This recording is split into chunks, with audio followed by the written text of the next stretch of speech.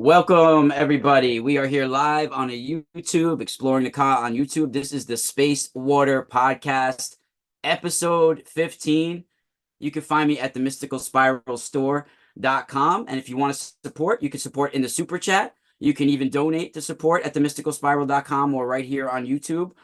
And our wonderful guest today is the one and only Gary Wayne from Genesis6conspiracy.com. You guys know about him on my channel. We have been doing shows since 2015, late 2015, early 2016. So it's really been a long time, and we've evolved over the years. And I'm really happy and excited about you guys loving the shows as of lately. You've been leaving beautiful comments. And once again, guys, this is Gary Wayne from Genesis6conspiracy.com. He just came out with part 2 of his best-selling books. So you guys can pick that up and find that wherever you buy books. Welcome, Gary. I'm glad you guys made some time for us today. Yeah, happy to be here, and yes, excited to continue to talk about what we were talking about on the last show, and Yeah. also very happy that my book is doing quite well by the looks of things. I don't get, updates from the publisher as to how many runs and stuff like that, so they're a little bit too busy to be answering excited authors. But it's got about 60 ratings on Amazon. The last Wow, time I that's a checked lot a couple of already. days. Yeah, so far. So, and all 5-star except for 2. One's 4-star, one's 2-star. So getting very, very good reviews from the people that are buying it. And seemingly it's ranking in 4 or 5 different categories on Amazon. So it's not that Amazon's the end all be all, but they are about 70% of the market. So Yeah. when you're writing a book, you have to be focused on their impact. And yeah, they've kind of changed the whole rules in the publishing industry, no doubt about it. Yeah, yeah, I agree. Yep. I'm gonna self-publish my work through Amazon right now until I can maybe find a publisher that wants to put the promotion behind Yep. me, Yeah. you know? Well, and no matter what publishers say, unless your name is Hillary Clinton or Barack Obama or somebody like that, they're not going to spend a whole bunch of money on you. They'll tell you they will, but they don't, because if and this is a little bit old now, so the cost has probably gone up. But when I first started to publish book 1, if they wanted to sell 1 million books for an author and somebody that they were going to promote, they would spend $1 per book on marketing and advertising. So they would have to put out $1 million if they wanted to sell a Wow. million books. And so, as I published my first book, I went to some conferences and they had some of these meetings, and they were just saying, how many of you guys are first-time authors, and how many of you told that your publishers are going to promote the heck out of your book? And then they went into the numbers and they just basically said, if you're going to promote your book, you have to be the promoter of a book, and you have to sell yourself, you have to sell your ideas, and you need to get a platform yourself. So if you've got a media platform and social media platform, that's going to drive most of your marketing. And so you have to be your own marketer. So my advice for people who are writing books, whether they're self-publishing or not, Amazon you have to have these days, but it would be helpful to have somebody distributing your books so you get that muscle of that distribution into Barnes and Noble and other venues around the world. And you need Kindle format and you need audio format. So, and Amazon offers all 3. And I will have audio for Genesis 1, hopefully by the end of June, on ACX, and then September for book 2. So finally I have somebody who was willing to do it and in a way that would actually reach people. There was an attempt with AI to do my book earlier this year, and I said, no, I want nothing to do with that. So we got back at it. So yeah, so book is doing well. Amazon ratings are very, very good, and expecting that, people as they read it, they'll be spreading the word to get it out, because again, most people are saying this is a unique book. And one of the comments in there said is, why did it take so long for somebody to write a book like this? That's great. That's a great Yep. way to write it, and that much detailed. There's a few books that came out where it was like 200 pages, 100 pages, but Yeah. yeah, and you really slammed it home.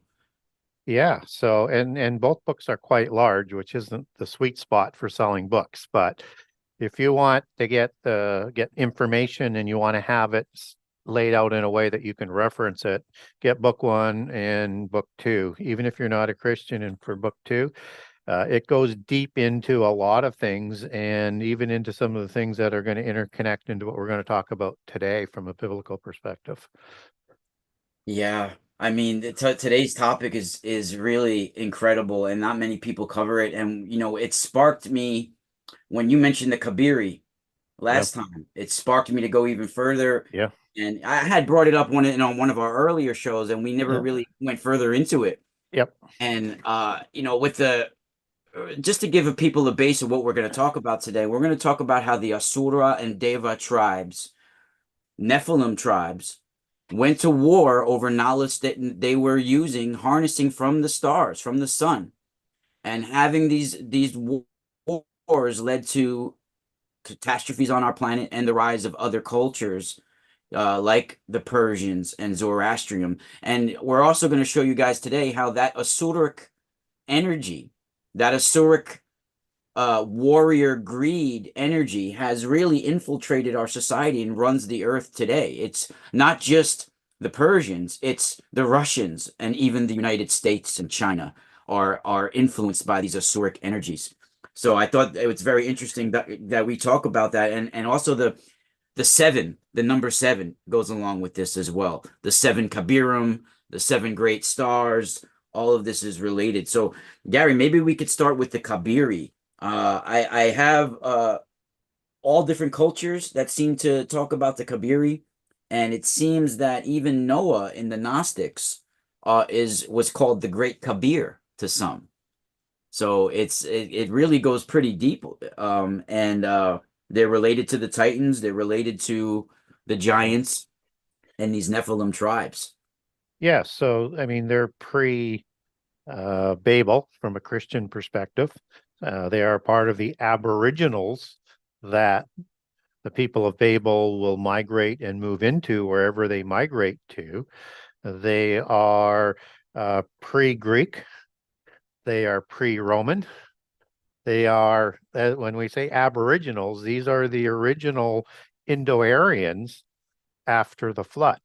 And if we start to understand that the Indo-Aryans and their language was the language of the Nephilim, everything sort of starts to make sense. And so when you get gods coming down in the Roman pantheon or the Greek pantheon or the other pantheons um, around the world, they are merging into the original belief system.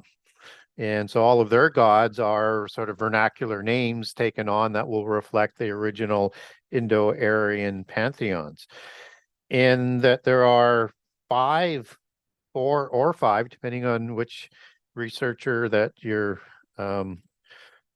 looking into, will say there's 4 or 5 different types of Indo-Aryans that mysteriously show up after the flood, and that their language is completely different than the languages coming out of Babel. And so eventually, when you're doing sort of etymology on words, you go back to an Indo-Aryan word, like if you're trying to take king back to its etymology, as in Roy and in royales, in Old French, that goes back to regal.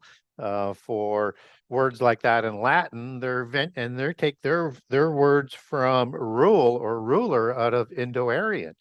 And so Yep. Indo-Aryan was the language of the giants.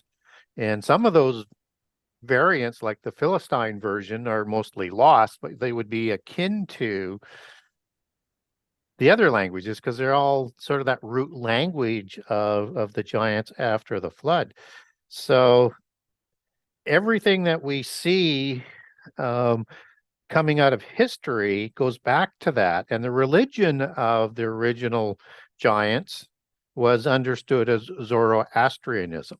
Now, there may have been a name before that, but I'm not familiar with what that would be called. But Zoroastrianism would be the oldest of those versions. And that was the religion that was brought into the Mesopotamia region by the Indo-Aryans or the old Persians.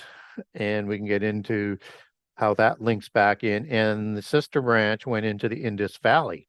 And so it has a very important intersection with our history as a base for whatever knowledge that they were carrying and whatever culture they had, and including this good versus evil that you're talking about.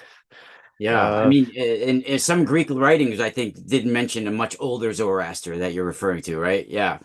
Yeah, the Zoroaster that you get coming down through secular history is a priest of the Zoroastrian religion, but the religion is way older. That predates it by thousands and thousands of Yeah. years. Yeah. And I think this is the religion before the flood. Yeah. So depending on which tradition you're following is how do the giants, the Indo-Aryans, receive this religion? They either have carried it forward because they either survived the flood somehow, some way, whatever way that you want to get there, that they would have survived the flood. Or if you have, as in the Greek account or the Ugaritic texts and other sources, that the offspring gods after the flood originally created all of these Indo-Aryan tribes, Scythians, Tuatha De Danann, and they're known by different names by their different sort of sects, that they would have passed on that religion to them in that form of worship and provided them with their language as well, which would have been pre-flood.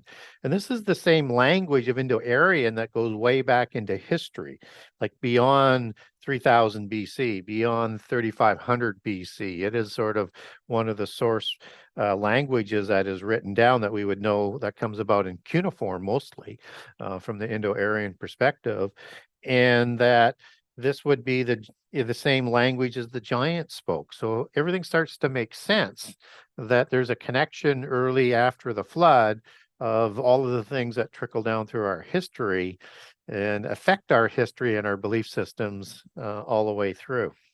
And this language that you're talking about, most likely the closest that we know is Sanskrit, right? Yeah. And it came out in mantra form and hymn form back in the day where they were anchoring in the knowledge from the stars and energy from the stars with here on earth. And they even call it the language of the gods, the universal language for a reason. Yeah.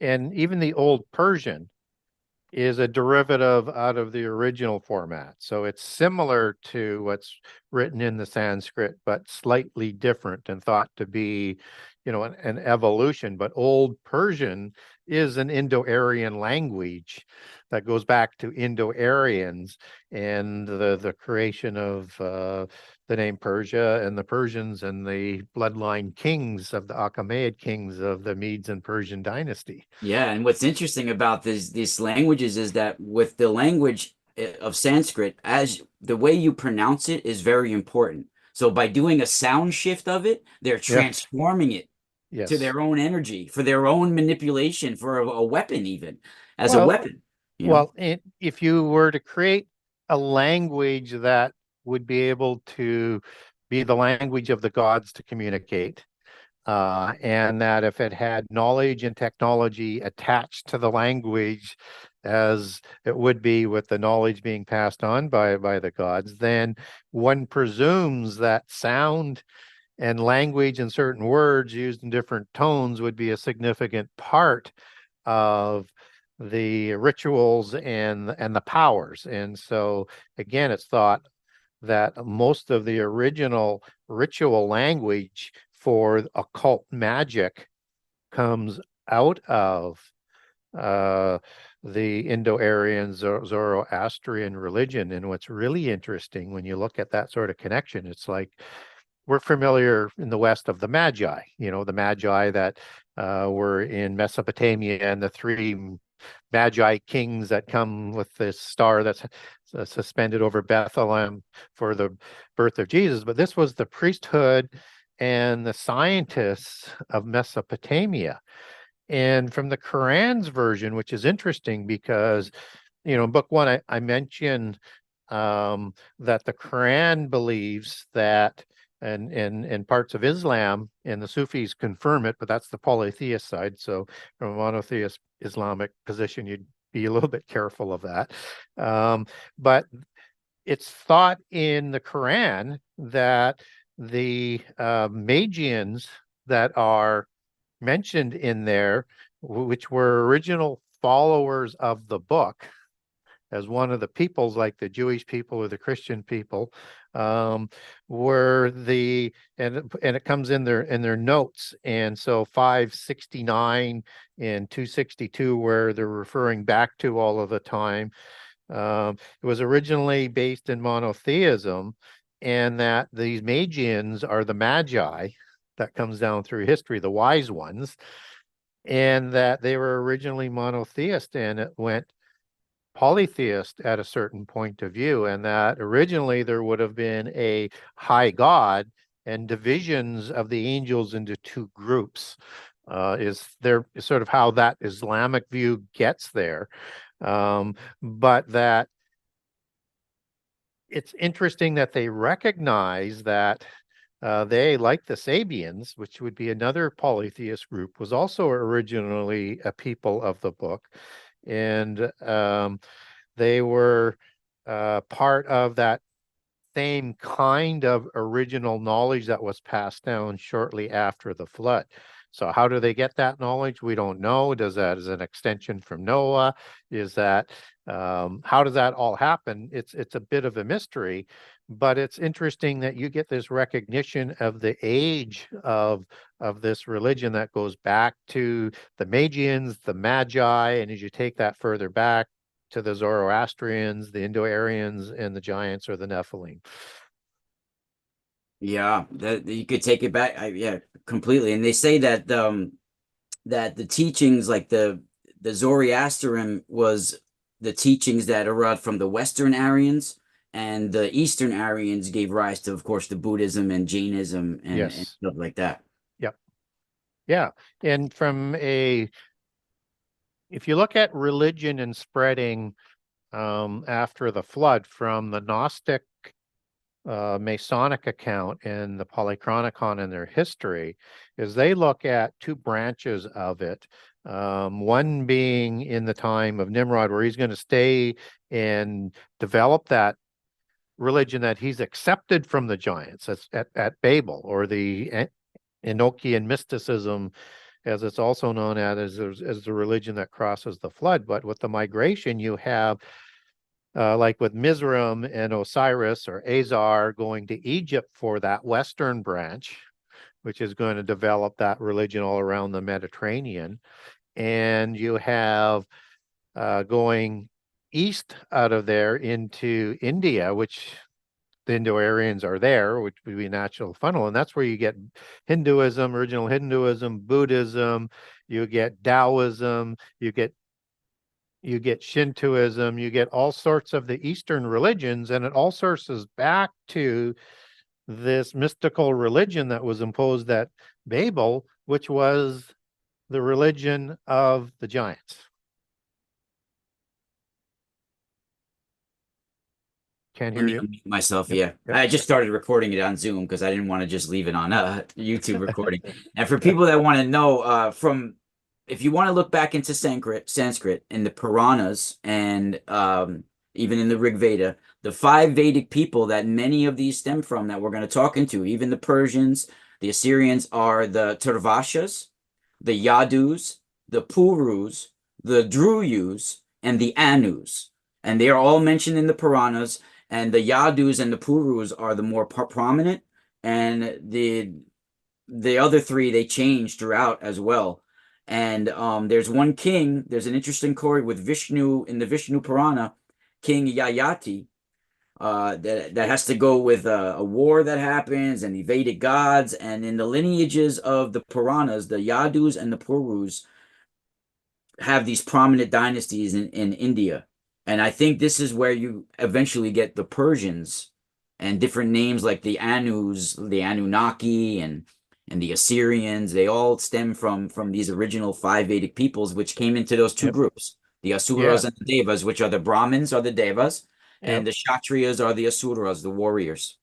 Yeah, so as you look at the Persians and the Medes, they're the same groups of people that are going to form different sects of that Indo-Aryan establishment, and will be, and maybe even be known biblically as the Elam giants, though the ancient ones of the east of old, just as Persia means in Hebrew, it means, of the east, the people of the east. And so you have an ancient people of the east is would be another name for them. And so when we look at where the Greeks, and Herodotus traces them back as part of Indo-Aryans, I'll start with just saying, look at the name Darius as one of the Achaemenid kings of the old Persian bloodline, and you have area right in the name. And even if you have the older spelling of Darius, you still have area in there as an Aryan people. And Herodotus said that these were, they called themselves Aryans, and that there was 6 tribes, and they come down through a set of Greek gods in their version, and linked to Perseus. And I won't go through the complete sort of etymology of that, but there was 6 tribes descended from Perseus, where you can take sort of one of the names coming from for Persian. I just realized how close Perseus is to Persian. Yeah. I never realized that till just now. Oh my God, it's like the same word almost. Yeah, and that there was 6 tribes of these Aryans that migrated down there. They called the Busei. I'm just going to read this: the Paraseni, the Strucoctes, the Arizontes, the Budai, and the Magi. And that both the Medes and the Persians take their bloodlines back to Perseus, according to Herodotus. And so it's a migration of Indo-Aryans into that area, and also that branch into the Indus Valley, which is really sort of important to sort of understand. And so, Perseus is the son of Zeus and Danae, right? So offspring god of the Greeks, and a human, possibly a human female, or it could be a goddess, but typically it's a human female. And so Perseus marries Andromeda, the daughter of Cephanes, which is what the Greeks also understood was the name of the Persians, was Cephanes as well, through that matriarchal bloodline. And that, Perseus seems to be the eponymous name that is transliterated down from Indo-Aryan into Old Persian. And both the Medes and the Persians, they believed that they were bloodline dynastic kings coming from that area. Yeah, and from my research into this is the second book right here of the Avesta, the Avesta, Persian Avesta, and they referenced the area of Afghanistan a lot. That area being a extreme Vedic influence, and Zoroaster had one of his first and greatest patron, King Vishtaspa, and he was of Balkh, and he also died in that region as well, and he may have even been born there. And the ancient Persian religion, Gary, as you know, and the culture itself called itself Aryan. And they're the Persian Zoroastrian religion, and the term Asura changed its name, and as it's by a sound shift to Ahura. Yeah. Right, Ahura Mazda. Yep. Right, and that Deva as Daiva now, and the Deva now became a demon word to them instead of divine, because they broke off during this war. So let's talk about that a little bit. I think that's very interesting. In terms of what aspect did you want to talk about with like that? how the sound shift to the Ahura Mazda, and how, depending on which side you're on, these words now become either heretic or divine. Yeah, so it's that good versus evil type of thing again, right? And that we sort of understand that maybe in the modern language of the Nephilim world order, so to speak, or the Nephilim world order, depending on whether you want to do invisible or visible ones. And they call themselves white hats and black hats. And the black hats have no use for humankind whatsoever and would want to wipe you from the face of the earth instantaneously, or just keep you for sacrifices and things like that. Where the white hats are said to have humankind's better interest in mind. But the trouble, though, is even though they have different ways, they have the same agenda to get to the same end goal. And so we see this split ongoing within the micro aspect of polytheism, of good versus evil, versus the macro that most people are familiar with the God of the Bible against the head god of polytheism, right? So that never ends. But within it, they have that white magic and black magic. And so much so that when you get into a religion revival of Zoroastrianism in about 240 to 250 AD with a King Shapur the First, who is name means literally son of a king, and that he takes his bloodline back to 8 other kings before him of this line, and that he was claiming through to be of Susanian descent or Shusanian descent. And understand that you have a biblical city that's associated with Elam of both Awan and Shushan or Susan. And that's again where they merged in with these old Persians, or the ancient Elamites are the old Persians recorded sort of biblically, where Elam, descendants of Shem, would have intermarried with these Indo-Aryans, and the name applied either from a descendant of Shen, or that's a name as Olam that comes out of Old Semitic for, ancient of the East, of these Aboriginals. So, and what he does in And those are like the Elam are like the Dravidians of the ancient Middle East, right? yes, yeah, the ancient ones of the Middle East, or also the Cadmanim would be mixed in there, ancient of the East as well, and a couple other tribes that I cover off in book 2, and I cover off some of this material in book 1 and in book 2.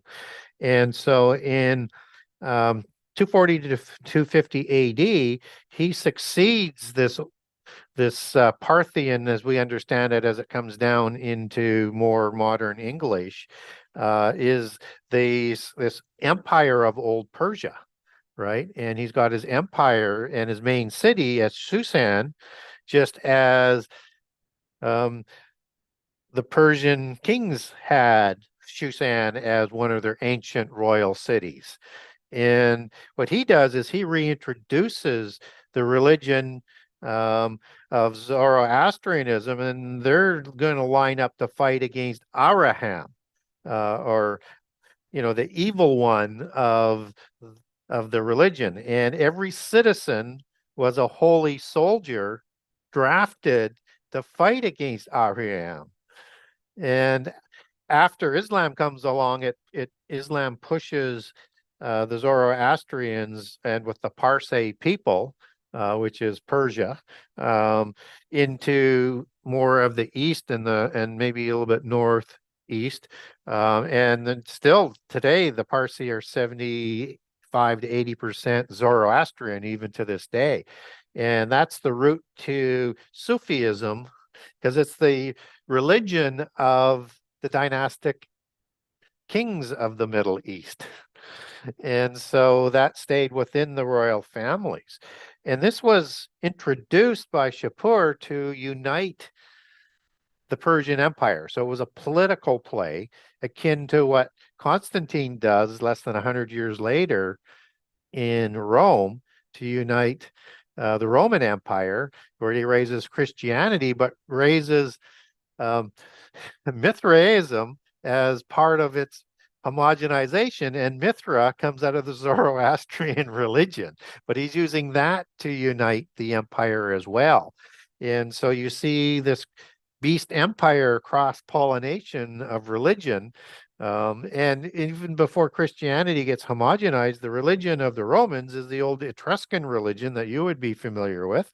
That goes back to Indo-Aryans as well, and centered around Palatine Hill and all the 7 hills of ancient Rome. So I know I covered a fair bit of territory, but the understanding is that there was this ancient battle against good versus evil again within that culture. And this is just different factions of the Nephilim bloodlines and descendants. Yeah, you're right. It's all different factions. I was just answering people in the chat. And it's these bloodlines, Gary. Let's also talk about the current of the frequency that they emit to societies that they're broadcasting, because the language is very important that we brought up. And the Asura and Deva wars is how this language is being applied and affecting people as well. And they have used their frequency, if you want to say, the Asuric energy, to rule over mankind, to broadcast greed and materialism, because that Asuric current is about stopping the spiritual growth of the Deva. And the ancient Vedic people believe that humans originally at their souls are Devas, and that the Asuric energy promotes their spiritual growth. It promotes making them slave-like, and all of this, and this materialistic energy. It's about ego identity and conflict and violence and control and all of this. And in the older the Vedic clash or battle between the Devas and the Asuras, in the older terms, it's actually funny because they actually use the word for Asura as Daju more. And then as it moves over, it more means Asura. So in your research, do you think the Daju is also related to the Anus and things like that they use, like Anunnaki, Daju? Because that's very similar. Yeah, and that would be generally pronounced as a Y or almost silenced, right? In terms of that sort of comes across. So, Or Danu sounds like yeah, it. Like, yeah. Dayu or Deos, words like that would be the transliterations. So, yeah, I think there's, again, as we see the names crossing over into different languages and as they evolve, you got these same sort of root words. And that this Indo-Aryan language would be sort of understood from the term that we get today as gibberish. And gibberish is the language that is reflected in disembodied spirits that we would know as demons, the language that they speak. And it was called gibberish because people didn't understand the language of that, and that the giants had their own language as well, which is the same language, different sort of understandings of it. But yeah, I think when you look at words like Deus and Dayus is also how I've also seen it sort of spelt, and Divas, which could be a W, because the V and the W interchanges in its sounding. So when you get in Sanskrit the divas, that could be pronounced devas or deus again. Yeah. Right. Yeah. And these are also known as amoritas as well. But these are the evil ones, and generally associated with dark colors for some reasons, Yeah. like black, versus the shining ones of the Avesta version. And so yeah, it's you've got the language that I think, and again, when we look at how words come down, when we look at that word Rex Deus, I mean, that's kings of God. Now, is that from divas? Yeah. Or Yeah. Deus, as that would be Yeah. pronounced. And people need to understand that Asura force that is about mind control, black magic, sexual excesses and perversions, gambling, uh, excessive use of drugs and intoxicants, maybe even the eating of animals and meat. You know, you might even be able to throw that underneath there, even though I do eat beef and we eat beef and it's nutritional for us. But it might be even that slaughter of animals and all of that might be that Asuric force that it's common now today. It's like that's our whole society is that Asuric force. Yeah, it's and understand again that it's how they apply the power, how they apply the knowledge, that separates them. And so that's why you have white magic and black magic, right? That's that power or that application of their power as it comes down through history through the different kinds of the Magi. So you have Magi magicians, you have black magicians, you have white magicians. It's a constant in our world that we live in today, that has come down, and that they are competing in this world today for dominance. But we still have to understand that they still worship the same pantheon of gods. Now, if you are polytheist, as in Gnostic or Hindu or what, I'm not here to denigrate your belief system. I'm just saying it's a different belief system. And depending on which side of the fence you're going to look at is who are the black hats and the white hats. And so if you look at how people look at themselves on the polytheist side, particularly through, religions like the Essenes, which would be based in the Heliopolis version of the Aryan religion, and they would consider themselves as sons of light, just as the Gnostics do, and that the sons of darkness are the ones who follow monotheism. And of course, in monotheism, we say we're the children of light, and the other ones are the sons of darkness. And so, whatever perspective you have, but understand that, and it's fine, just make your own choice. I would prefer people to switch to Christianity, but I'm not here to convert you. I'm just here to give you information to consider. But understand there's two levels of good versus evil. There's the one at the God level that sort of goes on at the macro level in perpetuity. And then there's what happens on earth through their spurious ones, their ill-begotten offspring that they do in the physical earth, and that it is different than the overall one.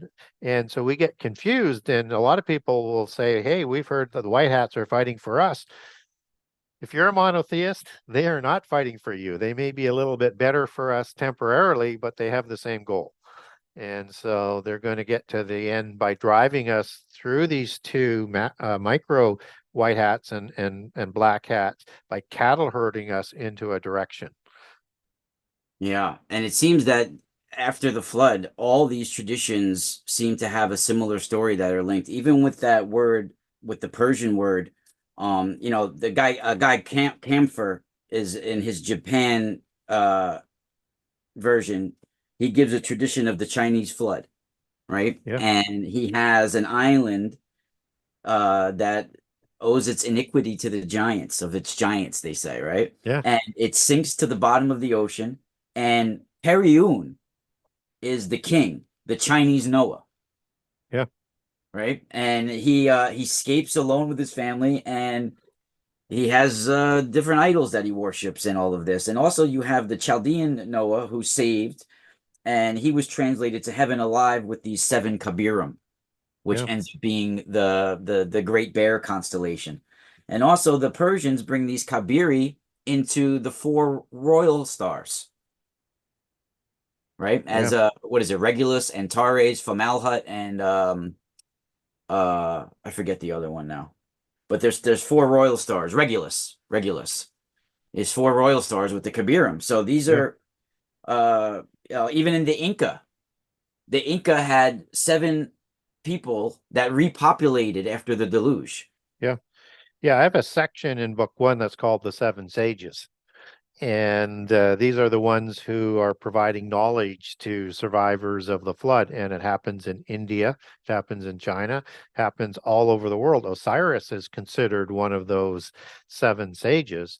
And so you have 2 different orders, though. You have the 7 gods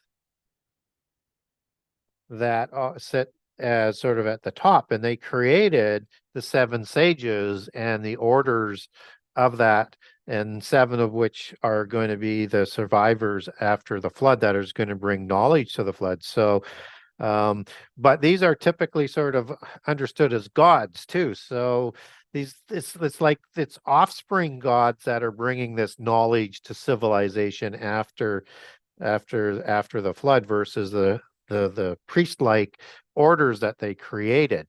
And so a good example of that would be the god of the Quiché Maya, Quetzalcoatl. He is like Osiris, and he's the one that brings that knowledge to and comes from an island continent that is destroyed. And so, yeah, we get this constant of these 7 gods and then the 7 sages that provide knowledge to the survivors after the flood. So they're either helping giants that survived the flood, because this is immediately after in the different cultures around the world, or they're recreating giants and supplying them with this knowledge. And then you have biblically 7 archangels, right?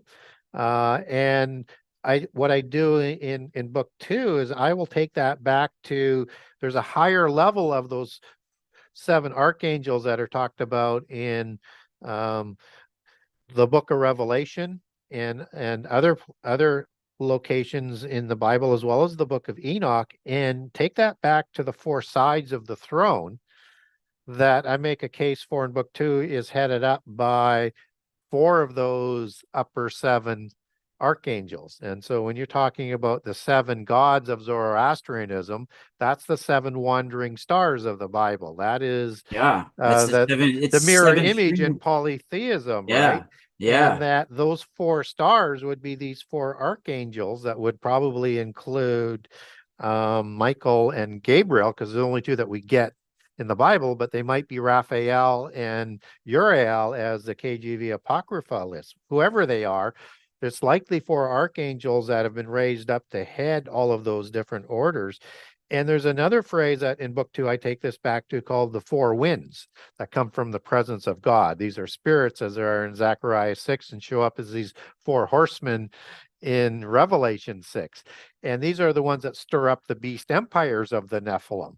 And these are the 4 winds and angels of prophecy, and they come from the presence of God. So these are loyal angels, and they're permitting things to be fulfilled when they go out throughout the earth. And again, so when you take that 4 and that 7 back, you have this mirror image. And from a Christian perspective, I like to say, because I'm biased and it's my belief system, is that it's a counterfeit of the monotheist side. But I also know that's the same belief system on the polytheist side, is that the monotheists have counterfeited everything from the polytheist side, which makes it confusing again. But if you sort of get by that and you start to say there's a common history here and a common destiny, maybe some different outcomes and different lenses, whether it's polytheist or monotheist, you start to get enough information where you can start to say, you know, which side would I prefer to be on, or where do I want to see things going? But no matter what, you'll get a better idea of what's going on in history and what's going on today. Yeah, that was well put. You were in the zone, Gary. You know, and you mentioned Osiris too. Osiris, when he enters into his solar boat, he takes with him the 7 rays. Yeah. He takes he takes with him the knowledge of those 7 stars or 7 suns, and those are 7 archangels. And the Titans, that they were associated with 7, and they are derived from the Tit Ain, the fountain of the great abyss, or chaotic abyss. You know, it's really incredible. The serpent also has a 7, and sometimes even 8 around. You know, with the serpent. And you have these Kabiri who also are related to Nimrod and the Gibber. And also, I wanted to bring up the fact that the Tower of Babel sometimes is called the Temple of the Seven Lights. Yeah. Yeah. It's really incredible, right? It Or really even the is. Yeah. celestial earth, Yeah. sometimes they call it. Yeah. Yeah. So maybe this was a tower that was, somehow interfacing with streams of plasma coming directly from stars and suns, harnessing that energy. So in the Gnostic version, and this was more than just a pyramid, right? And there's no way that Nimrod could actually get into heaven by building this tower. And in their versions, he would climb up the ziggurat and shake his spear or his axe or his sword or all of it towards heaven and say, if you ever get out of line again, I'm going to go into heaven and I'm going to kill you. So that's either just ravings of a madman or there's something more going on. So in the Mesopotamian version, and particularly in the Akkadian language, Babel means Bab as in a gateway or a portal, and El or ILU, Babalu, as it might also be transliterated, meaning God or an angel. So he may have been building the technology of the gods and receive this knowledge to build Babel City, build Babel Tower for implementing this Zoroastrian Enochian mysticism upon all the people of Babel. And that he was actually wanting to use this technology, and these ziggurats were all put on, and pyramids and towers are all put on ley lines, according to polytheists, that has the power of the earth sort of flowing through it. And if you understand it as angelic technology, then was he building a stargate to go into heaven and into the abyss to free his celestial mafia godfathers from the pit prison? And he's an antichrist type figure, having sway over all of the Noahites, introducing the Babel or Babylon religion as we understand it, as you take that Babylon back to Babel for its etymological root, that is coming in the end time. And Nimrod is wanting to do what Satan did in Isaiah 14 when he wanted to raise his throne into heaven and to be like God and to overthrow God. And even though Satan wasn't able to do that, all Antichrist figures want to do that. And all Antichrist, what I would call wannabe figures. And Antichrist in the end time in Daniel 8:10 actually goes into heaven and throws some of the starry hosts down at the same time as you have the war in heaven. So everything points to Nimrod was trying to do as an Antichrist type figure what the true Antichrist is going to do in the last 3.5 years of this age. So again, you have different views of the same event, and all of it has impact on the end time once you understand that Nimrod was an Antichrist type figure from a monotheist perspective, and that Antichrist is wanting to do the same things Nimrod did. Yeah, for sure. I totally agree with you. And we're gonna even turn it up a notch when we get in a few minutes. But we got a couple question or two in the chat. You brought up the Noahites. We brought up Noah, so I wanted to kind of keep it on topic. But it says, can Gary explain why Noah is believed to have glowing eyes? Yeah, that comes out of the book of Enoch. And his father is so concerned that he's the children of the giants. And he goes to Enoch for explanation. He says, I've had this child, I've named him Noah, and he lights up the whole room with his eyes, right? He says he's like the offspring of the giants, or the offspring of the gods and human females as a giant. And he's reassured by Enoch in the book of Enoch. No, he's not. But he's here with special powers, and he's here for a special commission, and he's going to be the one standing up against the giants. I mean, if the giants could have killed him, they would have, right? They wouldn't have let him survive and build this ark. So I think that was just he was born of humans, but he was born and gifted with extra strength. So we get examples of, let's say, Noah, for example, not Noah, but Moses, for example, that when he went up to receive the law, and he comes back and his face was glowing because he was in the presence of God. So I think there's that might be a reflection of that power of the God, but again, that's why it gets so confusing and why you need to get into the details of things, because the Aryans were, and the Devas and all of those different individuals, they were called shining ones, and their eyes shone and they could light up a room. So a lot of people will use that passage to say, well, because I think it was Lamech, he says, I think he's the son, of the offspring of the gods and the humans, or angels and humans, that they say, well, he was a giant, except that you have to read the whole passage where it says he's not a giant. But he does have that glow and that sort of seal or blessing of God for him to grow up and do what he needs to do. Yeah, that's very cool, Gary. Yeah, people are loving the interaction, they say, between the two of us. And in a lot of the esoteric writings that have to do with the Kabirim, sometimes it's used with a C as well, the Yep. Kabirim or Kabirim. And astronomically, the poles are the heavenly measures, and their name is Kabirim, and they mean to measure the stars or the lights.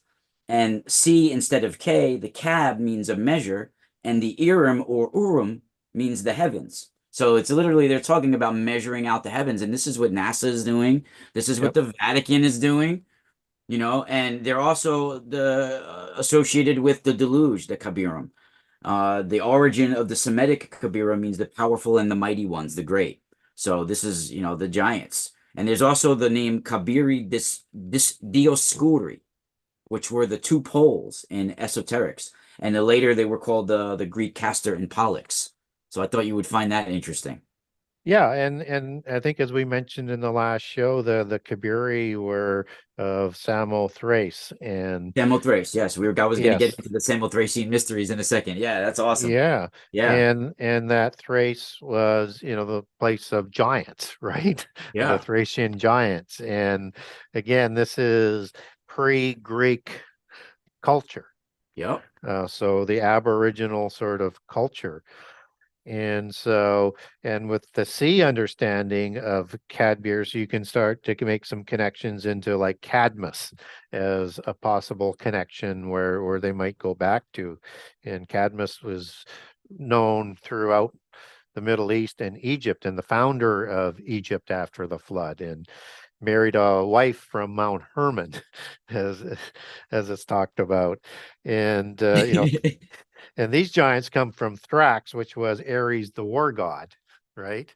Um, and depicted typically as a ram and a goat. And so, yeah, you have the Kabiri that are Indo-Aryan.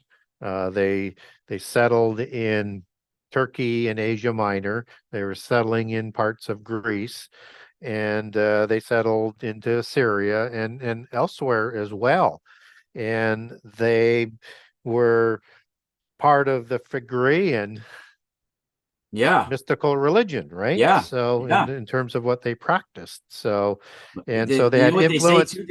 Oh, I'm They had sorry. influence. I'll just finish up. They also had influence through that Asia Minor location with the Hittites and Tyre and King Tyrus. Oh, And yeah, we should get you into have that you too. have to understand that part when you're understanding Hittites and the Phoenician Empire. Yeah, it's interesting because even with the Phoenicians, I found that in um in Vedic writing, they have this name, the Poini, that's associated, I think, with them, which means trader, a Yeah, merchant, like a yeah, merchant trader. yeah. Yeah. So what's interesting is that we're talking about is that I really think that Kabiri were tribes and clans that went worldwide, like you're saying, all over. Yeah. And they said that they were well, in the Samothracian mysteries, the generic name of the Kabiri were the Holy Fires, and they were said that they like to build their temples in volcanic regions, Yeah. right? And then you have places like in Indonesia, the Borobudur, Yep. and those temples that yeah, Yep. they're built right in a line of volcanoes. Yep.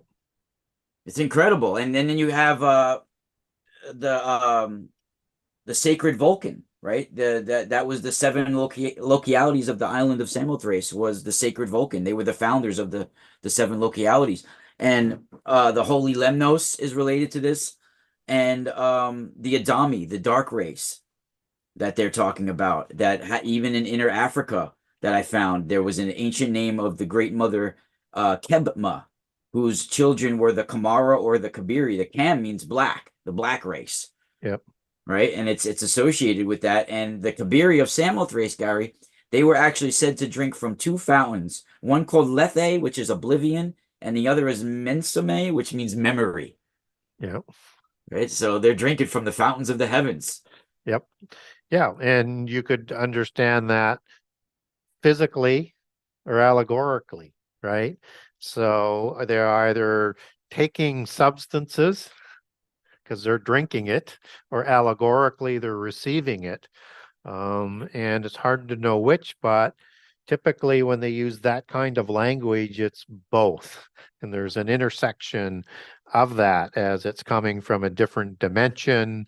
And it has to have a more lasting thing than what drinking water would do. So it has to have some life to it, or there has to be more to that sort of technology that they're talking about. Yeah. Do you think that because I mean the word Kabbalah seems to be derived from the Kabiri. Kabbalah is about the watchers, the stars, and the knowledge Yep. of the stars. I mean, Yep. it seems to be that it comes right from that. It does. And Kabbalah, so or how yeah, and that's also in Hebrew of a sort of a similar kind of meaning. And that the word Nazarene that the Essenes like to sort of adapt doesn't come from Nazareth. It comes from Hebrew Natsar, as in guardians and watchers of the knowledge. And Kabbalism is wow, the yeah. Eastern version of the Western Heliopolis version of Essene. So they use the same language and allegories throughout in polytheism, which makes sense. Yeah. Well, you think that on the polytheistic side, the Gnostic side, they're calling Noah the Great Kabir. Do you think he's that's either sort of a myth thing, or he's some legendary hero that evolved from the Kabiri or Samothrace tradition? So in prehistory, there's a version of a Noah-like surviving the flood in most cultures. And within that, there's a split, not within the Bible, because we don't get the account of giants surviving the flood on an ark, but in other cultures, they have humans surviving and they have giants surviving. So and I'll just sort of back my way into it. So the best example comes in the Epic of Gilgamesh, and Gilgamesh is named after a giant out of the and there may have been many giants named Gilgamesh before the flood, but we have one that shows up in the Enochian Book of Giants named Gilgamesh, who is going to talk to Enoch, and they're going to figure out, can they stop the flood from coming? But so he's named afterwards, sixth generation after the flood, son of Lugalbanda and the fertility goddess Nin, and he's the king of Uruk. He takes over from his dad.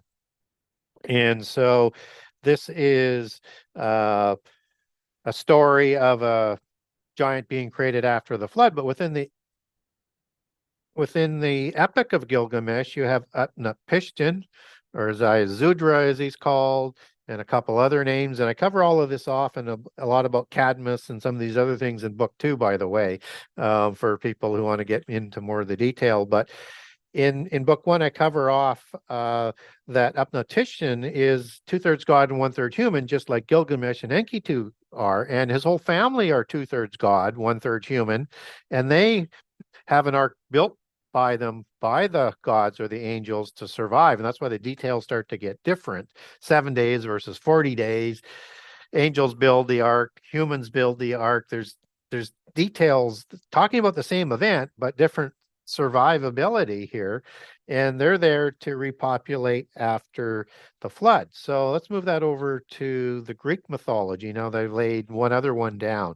So typically Deucalion and Pyrrha are the Greek Noah, as in Deucalion, and Pyrrha, which is connected to Nama as his wife, are the survivors of the flood along with his family. So similar, and probably similar in numbers to the family that would have been in the Epic of Gilgamesh with Utnapishtim. But Deucalion is son of Prometheus.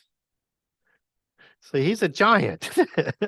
So when people are talking about And the first Kabiri, I think, that fire, the holy fire. Yeah, so when people are talking about the Greek Noah, his name's not named Noah, but you can say, well, they just have different vernacular name, but this is a giant. So it's either a fabrication or it's a polytheist version of how some of the giants show up after the flood. Great put. But again, in the Greek history, they also say that the original race of giants was killed by the flood, and then there's another creation after the flood.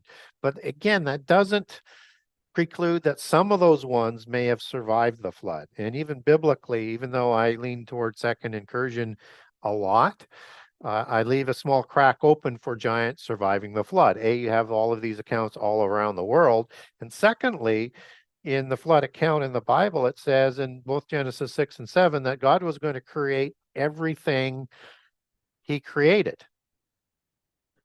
He didn't create the giants. The gods and the fallen angels created the giants. His creation created the giants. Yes. Yeah. So there's a legal argument there that the fallen angels have free choice. And just because God was going to, from a monotheist perspective, bring about the flood to destroy humankind, except for the 8, he knew that the angels as Alpha Omega would save some on the earth, off the earth, in stasis, however that he had them, that the angels were going to intercede, just like they were building the arks for these giants in some of the accounts, that God knew that that was going to happen. But it was a restart so that all the names in the book of life could have an opportunity to have their names removed or kept in the book. So it's an intercession to prevent that. And for people saying, well, it's the God of the Bible that's the evil God because he brought about the flood. And I don't, from a biblical perspective, discount that. But I would also suggest to the polytheists, have a good look at your version of the flood stories, whichever religion you are in around the world. And it's the pantheon that brings on the flood to kill off humanity because they're too noisy and too numerous and too this and too that, too evil. Yeah. And they have it right in the Egyptian destruction of mankind with Ra. Yeah. And so again, they're trying to do the greater good in terms of their vision. But I think, as I might like to make the case for, is that the giants were created to lead humankind away from God and into utter destruction, preferably through fire. But that's reserved for the end time, as 2 Peter 3 talks about. And the world didn't perish in there. That is the world that was in the water, that's out of the water, that's in the water. That's I think a reference to the waters collapsing originally in Genesis 1:1-2, and then the earth is renewed. So again, you have this stay of this destruction by fire. Oh my God. You just blew my mind, Gary.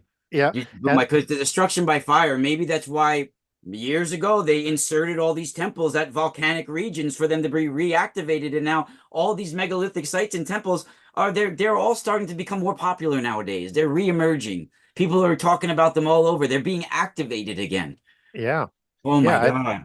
Yeah. And so I think they could have destroyed the earth by fire through the angelic technology that they would have received. We're just catching up to their technology. So in the book of Enoch, for example, it's Azazel who teaches all the arts and the crafts of war.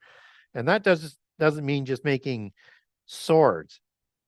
They were going to make war on an angelic level. And all the accounts around the world there was all of these wars and violence. And so that's why you have in Genesis 6, the creation of the giants as a context for the flood story.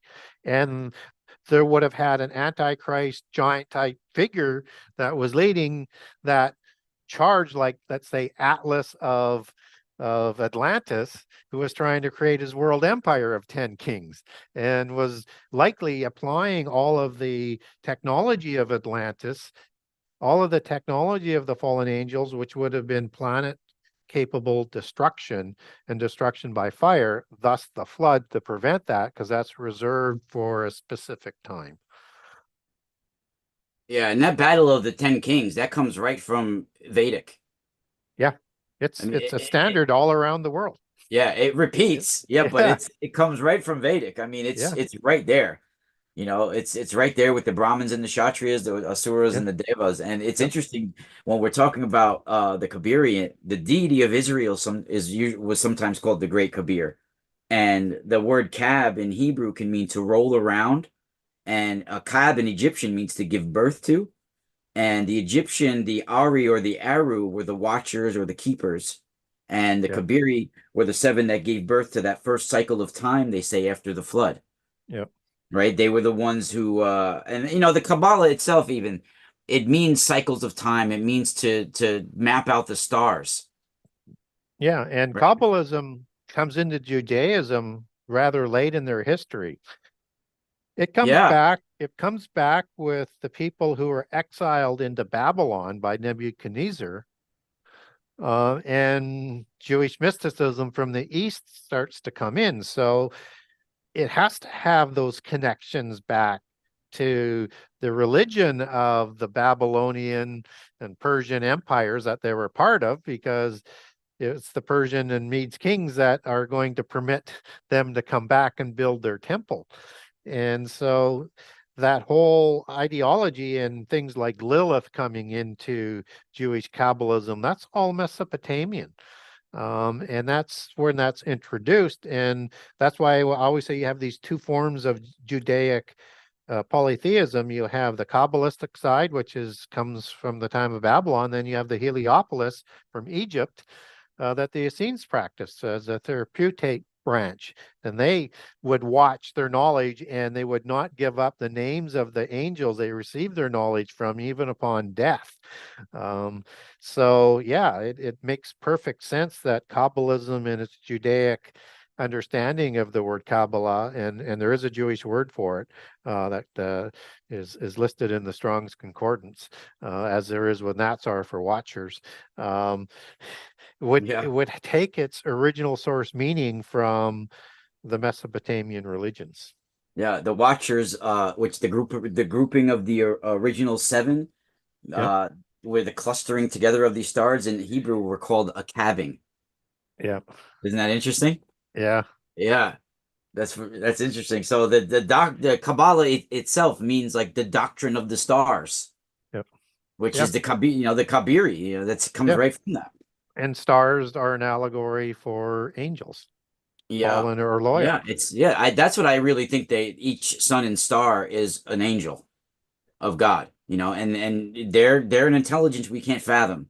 And Yeah, what they send down within their plasma that's coming from yeah. the sun and stars in sentient. So when the Bible is saying to the Israelites, don't worship the stars, Specific the suns and moon, and the stars. sun, yeah, Yes. they're not Yes. worshiping an inanimate object. They're representing a creation that is representative of a specific angel, loyal or fallen, and you're not to, worship loyal angels or fallen angels. Yeah. And And so, and that and that at the and if you really want to connect it back, the word heavens in Hebrew is Shema in the singular. We don't get that in the Bible. We get its plural version, Shemayim.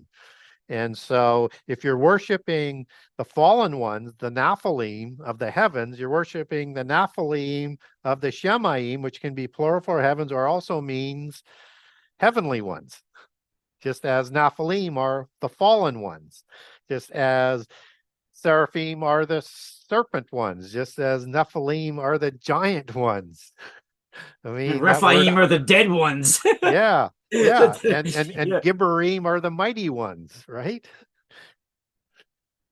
Yep, it's very interesting. Yeah. And how about where your research goes to the North Pole area, because a lot of occult scientists say their root races start in the North Pole. Their origins are in the North Pole. And this is also a place out of where there's a breakthrough in the magnetosphere, where the auroras come in, where there's a breakthrough outside of where you can leave Earth Yeah. or enter. Again, one of the constants, and we get references biblically that these types of things come out of the north. This extra sort of powers that influence the earth comes out of the far north. Now, we're not told where north is, but if you're looking from a covenant land perspective, it doesn't matter how you do it anywhere in the world, it's going to get to the North Pole. But the North has a significant lost understanding that will probably have a significant impact, just as I think the Southern Pole will have a significant impact, just why we're getting so much activity down there. I think, there has been some research, Admiral Byrd went to both South America Antarctica in the south and to the North Pole, and said they were actually connected, as I recall. And so I think there's a connection there, but we don't have, and I don't have in any of my research enough to put my finger on what's going on at the North Pole. I have a better idea what's going on at the South Pole, but I would have to think that they would be connected somehow. And the other thing that's interesting about why you would connect something there is that's where you get two things every year. You get 24 hours of darkness and 24 hours of light. And that would be a significant meaning to the polytheist cultures and their pantheons. Yes, for sure. And for those that don't know, Gary, of course, knows the Asura and Deva wars, the origins of the war, the reason why they went to war, they say, is over the spotted cow, which translates as the light from the sun. And they were trying to harness the light of the sun to achieve immortality. So Yeah. they were going over war to harness knowledge from the sun, a specific star, the star of Yep. our solar system, so they can achieve immortality and rule as gods. Yeah, and so when they're talking from that aspect, they're not talking from the actual gods now. They're talking about the demigods, because the Yes. gods are already immortal. So it's the demigods Yes. that they're obsessed with. How do we once more return to immortal life? And for people who want to know how we get there biblically, is that you have the sons of God marrying the daughters of men. And God steps in and says, my spirit isn't going to remain in a physical body forever, even though it's been counterfeited. It's been passed on by the sons of God. So he's not destroying the immortal spirit. He is saying life is going to now wind its way down to a generation of 120 years. And over time, that begins to happen. So once that happens, all of the original all of the giants, their bodies are going to die at some point in time, and they don't want to be disembodied because they're not allowed into heaven. It takes a whole bunch of different things in their rituals and help to get to where their heaven is in Sheol or Hades or Argatha, all the different names, or they're going to be wandering like dead, thirsty spirits who need rest, and that's why they need to possess people, or they're going to go to the pit prison. Right? But preferably, they want to be a god as a physical god with an immortal spirit in the physical world. And so that's what they're obsessed with trying to get to. And that comes from accessing the angelic technology to be able to sort of get there, or to provide sleeves or clones or whatever that they will have this dwelling place for that spirit for immortality. And it's kind of like what Satan was deceiving through the Nahash, Adam and Eve, is that if you eat from the knowledge of the tree of God and evil, you will have knowledge to be like gods. And that Adam and Eve already had access to the tree of life, so physical immortality. What Adam and Eve didn't realize is once they learned good and evil to have the knowledge to be like gods, they didn't have access to the tree of life anymore. Right. And so now as we connect that back in terms of what's going to be happening in the future world where we're going to have physical bodies, we're going to have access. And this goes back to a reference that you were talking about earlier to the fountain and the water of life in immortality with our physical bodies after the resurrection from a Christian perspective. And so that sort of feeds into this water. Is it the waters above? Does it come from the sun? Where does it come from? It feel, the fountain of life that's in mythology. This is that same sort of search for that immortality that is going to be promised to people in the end time. But it's not going to be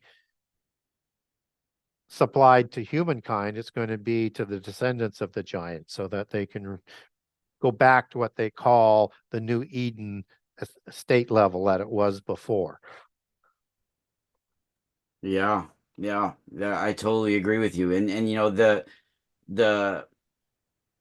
Avesta and the Persian religion and different religions, I mean, they literally have the same writings just with those sound shifts.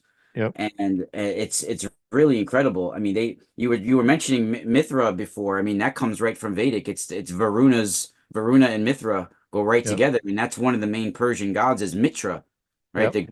The born in a cave of light. Yeah. Yeah. And that's the god of the Romans, with that homogenization into the Roman church, and that his birth date was December 25. That was overlaid into Christianity as well. And he has a resurrection as well, so to speak, but it's different because it's like Osiris, right? So this is not a demigod. This is an actual god. So Yeah, even the word avatar seems like it comes from Asar and Asura, right? yeah, I think so. It's so close that it just seems like it probably should. Typically, though, you have the W and the V that is sort of flipping back and forth in the pronunciations. So that would be avatar, if that were to flip around. But you just have to sort of understand that there's going to be a connection somehow with avatar back to the gods and back to the avatara that is going to receive the avatar spirit. And that's different than a demonic possession. It's like Vishnu being the avatar of the avatara Buddha, which provided knowledge to create the Buddhist religion. So I've not been able to nail back what that etymological connection is, but maybe your research has, but it's certainly a possibility.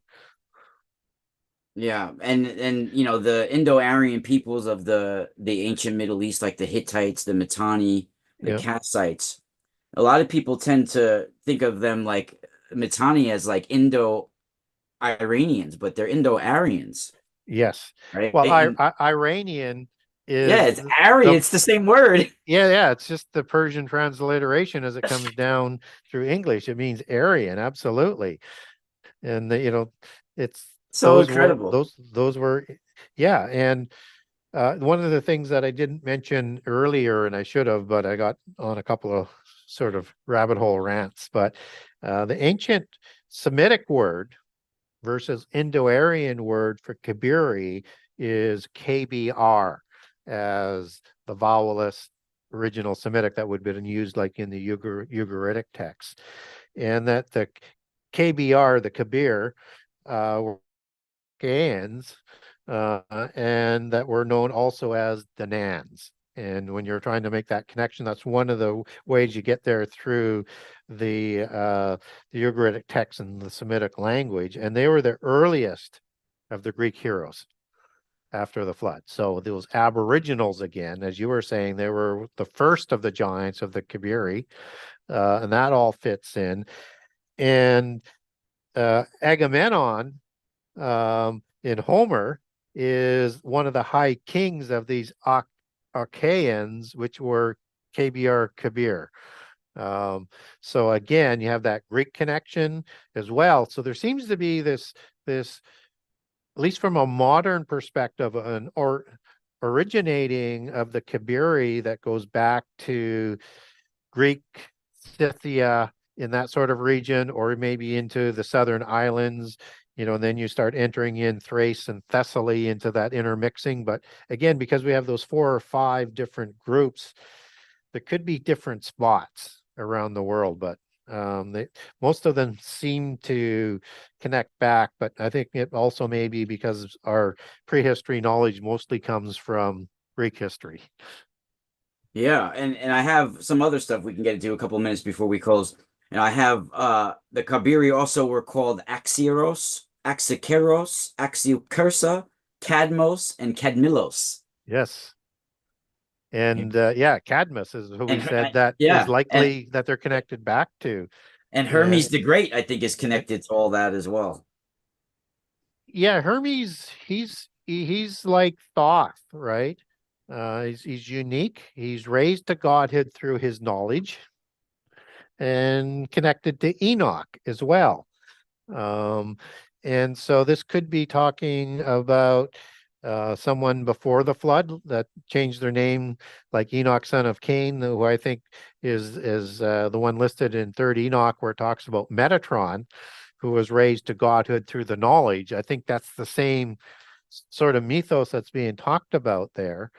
And so Thoth is the one raised after the flood for Osiris to godhood, right? And it's part of that Egyptian sort of pantheon. And there's several different names similar to that between Enoch and Thoth and Tout and Hermes, which is closer to the outside one, but that's Mercury, which again is where he's assessed at as he was raised to this sort of godhead stature.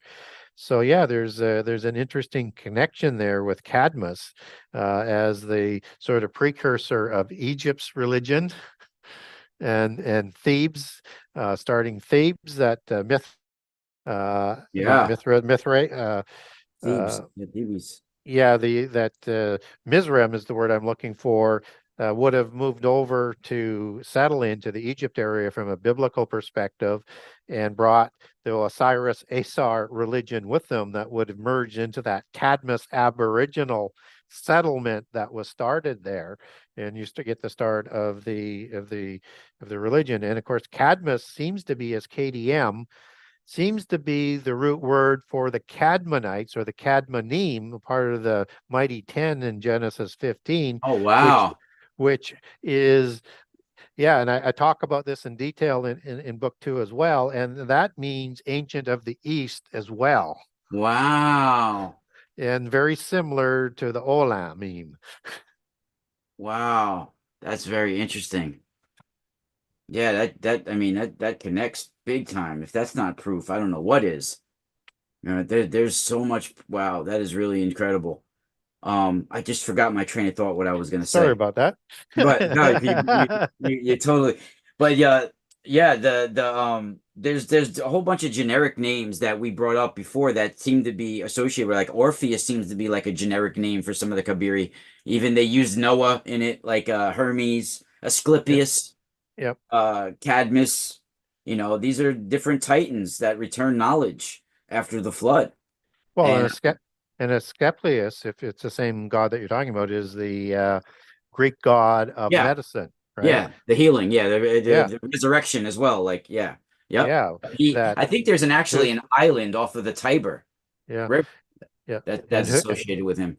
And whose son is Hippocrates, that the doctors take their medical oath to this day. And his daughter was Hygeia, that the pharmaceutical older icon is the bowl of Hygeia for pharmacy or pharmaceuticals, or pharmakia, as we would understand that, and sorcery as it's translated into the KJV Bible. So yeah, all of that flows downstream. And Heliopolis was home of the therapeutate as well, which is, again, makes sense, started by the Egyptians, is the western branch of the Magi of the Mesopotamia. Therapeutate is the same word that therapeutics comes from medicine.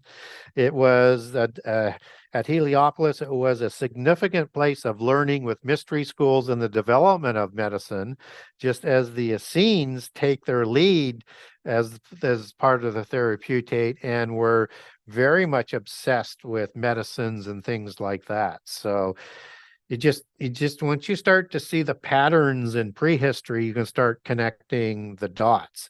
And that if we just sort of get a clarity that whether you're polytheist or you're monotheist, there's a period of time shortly after the flood and before the humans from Babel start to mix amongst them, there's a whole group of people that are populating the earth and creating the first cultures that are the proto-cultures for that intermixed culture of humans and giants is going to produce and put, as it comes down through history, as it becomes more humanized, the humanized version of the names and the rituals onto those religions. Yes, I totally agree. And we got 43 people in the chat room. We're doing pretty good. Love it out there. Thank you everybody in the chat room. And there's a interesting myth that goes along with the delusion in polytheism that I would like to bring up before we close.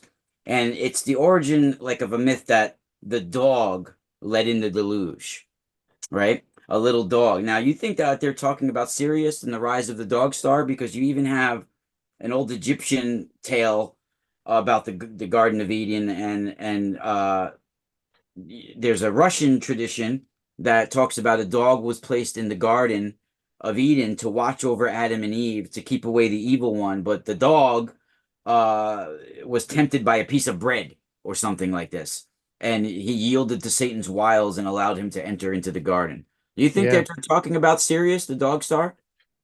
It could be from an allegorical perspective because that is generally referred to as the star or Cyrus is from as well, right? Sirius, or was resurrected to. Cyrus was the one that's part of the seven sages providing knowledge to civilization around the world. And in the Chinese version and Southeast Asian, you have watchers that are also called Tengu that also included dogs as watchers. And you also have this association with dogs as within mercenaries and warriors, as in Cerberus. cynocephalus and Cerberus, the dog of war, right? And so when we start to match things up, that you had all of these wars that had angelic technology that could have destroyed the planet, that could have been sponsored by one of those dog-like, jackal-like, Anubis-like, Nebaz-like gods that was bringing in this technologies and these wars that would ultimately cause the flood, because the only way you could prevent the world from being destroyed by fire down to its foundations, where the chaos and the waters would collapse again, would be to stop that from happening. So there might be that sort of connection in there. And, in Pistis Sophia, you get this dog-faced watcher that's in the pit prison. Interesting. Yeah. And you know what? Sophia is even associated with the Kabiri in many traditions as well. Yeah, I mean, she's the Greek word for wisdom. She is the Yeah, Gnostic exactly. mother queen of heaven that created the 12 original archons.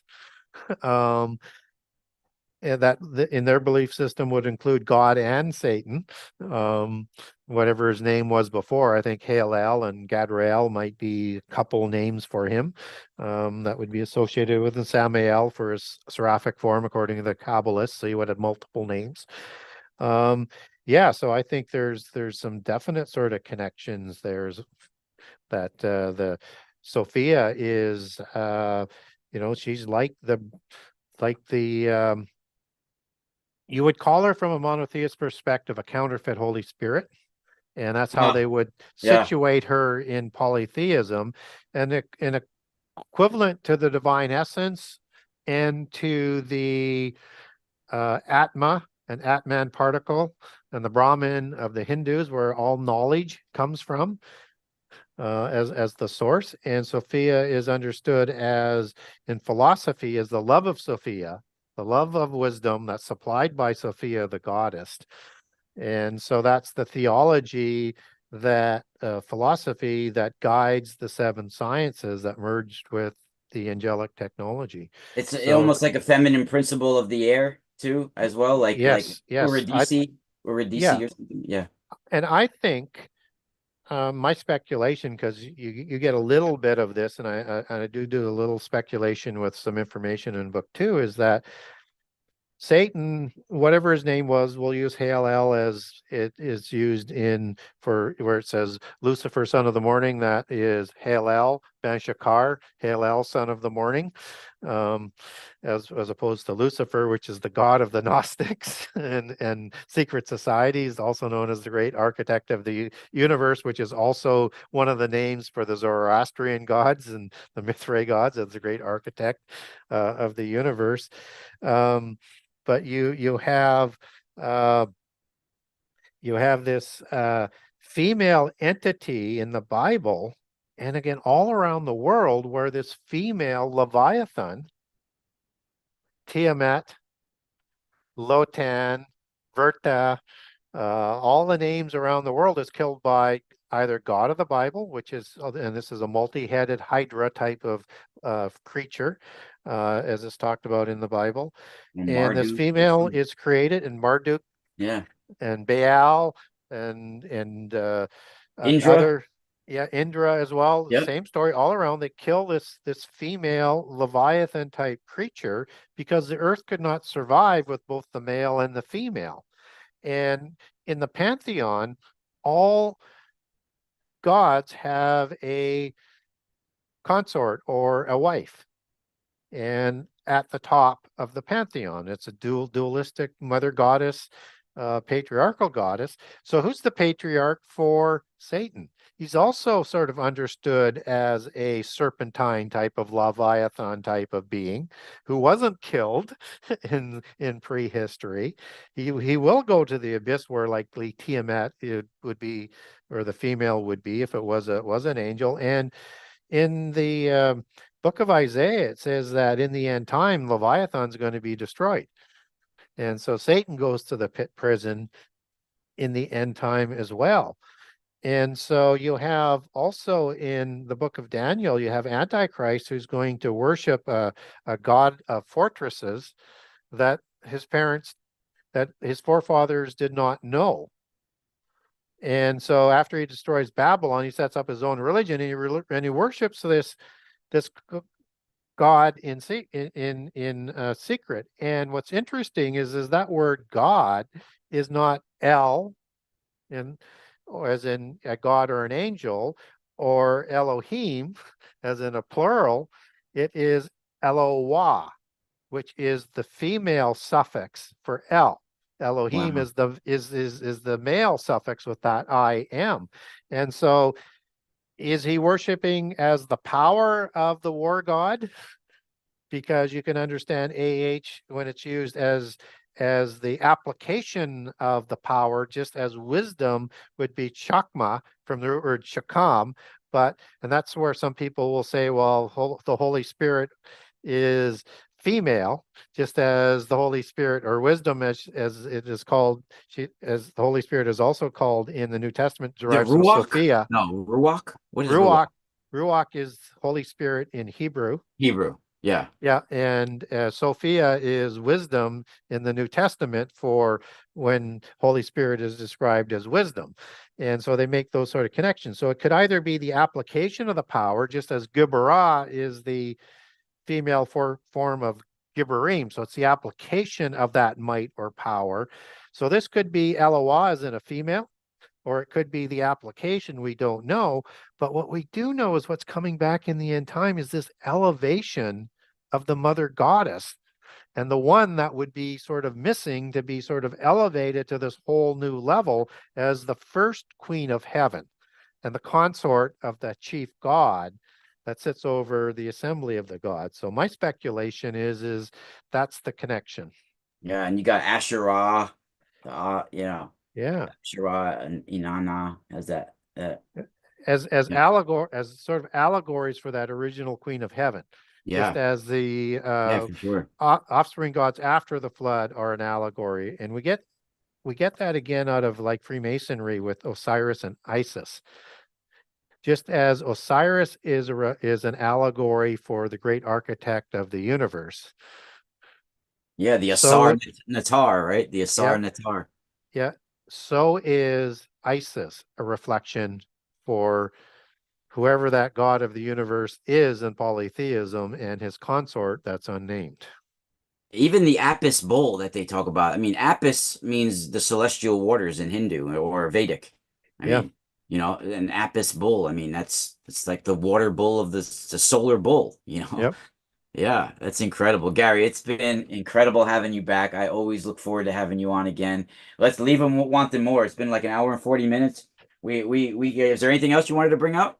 No, I think we covered a lot of it, and I'll just finish off on bulls. So the gods of the pantheons are called bulls. Bulls of the heavens. Yes, and so you would have female bulls as well. That would be so like the Ugaritic text gods are called bulls. They're called bulls in Greek history. It's a standard understanding, and their offspring was called bulls. So that the tribe of Detanu, that in the Ugaritic text, which sort of connects back in with what we're talking about in terms of the Kabiri and related to the Danu.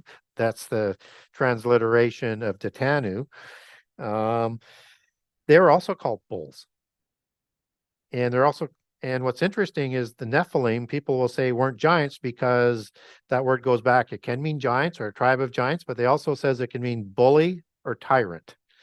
Well, that's describing these giant dynastic kings as bulls, as the offspring of bulls. They're the bulls of Bashan, as they're described in the Bible, both the gods and the demigod offspring. And that the word tyrant goes back to the Tyrannos, or Typhon or Typhonius, right? And Tyrannos of old, and Tyrannos with an A was the closer to the Indo-Aryan of Tyrannos through the Hittite language, which was intermixed into the Hittite culture, the Indo-Aryan language. And these were the Gyges kings. These were the bloodline Herculides kings from Hercules, who was son of Zeus and Alcmene. And so again, you have that word tyrants that they say, well, they weren't giants, they're just tyrants. Well, the Gyges kings were all demigod giant kings, and they were called tyrants again. So when you get the meaning of that word giant, don't let people say it doesn't mean they're a giant. All the giant has that meaning in there, but also tyrant and bull to give you the full meaning of its ancient understanding as it connected to their basic dynastic royal bloodlines. That's amazing. Yeah, that is really incredible. I love the way you bring it around. And yeah, we had a big following today in the chat room. One of our biggest, almost 50 people at the peak of it. Terrific. So that's really good. Really good. Thank you everybody in the chat room today. And Gary will be back soon. Will the next one be by video or no? You're going just audio next? Yeah, I don't think unless it's improved out there, you'll just have to show my picture. Yeah, that's what I'll do. I'll put a picture of your book or something like that up, or something like your or picture of you in your book. Yep. Whatever. That'd be great. Everybody, once again, it's the one and only Gary Wayne, best-selling author, Christian contrarian, Genesis 6 Conspiracy 1 and Part 2. Both are out. Get them right now. Genesis6conspiracy.com or wherever you buy books. Once again, thank you, Gary, for spending time with us. It's